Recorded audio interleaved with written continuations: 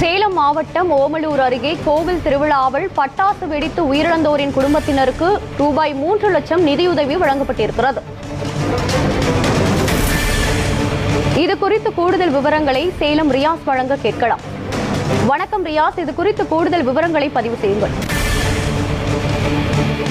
சேலம் அருகே நேற்று இரவு ஊர்வலத்தில் ஒரு சோக சம்பவம் நடைபெற்றுள்ளது. இந்த விபத்தில் 4 பேர் உடல் சருகி உயிரிழந்திருக்காங்க.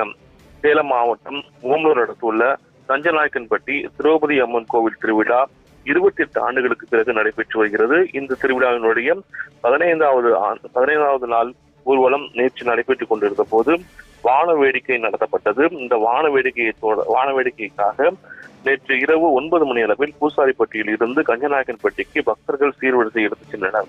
முன்னதாக இருசக்கர வாகனத்தில் அதாவது 3 லட்சம் ரூபாய் மதிப்பிலான பட்டாசுகளை கொண்டு சென்றனர்.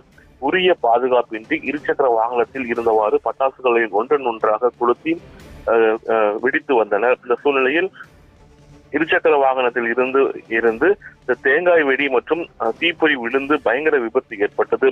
இந்த பட்டாசு வெடித்து சிதறியதில் சம்பவ இடத்திலேயே 3 பேர் பரிதாபமாக உயிரிழந்தனர்.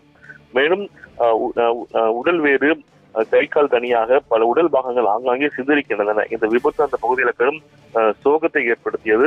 மேலும் அரசு மருத்துவமனையில் சிகிச்சை பெற்று வந்த மேலும் ஒருவரும் உயிரிழந்திருக்காங்க. இந்த விபத்தை பொறுத்த வரைக்கும் 4 பேர் உயிரிழந்திருக்காங்க. உயிரிழந்தவர்களின் குடும்பத்திற்கு தற்போது தமிழ்நாடு முதலமைச்சர் மு.க.ஸ்டாலின் அவர்கள் ஆழ்ந்த இரங்கலையும் நிதியுதவியும் தற்போது அறிவித்துள்ளார்.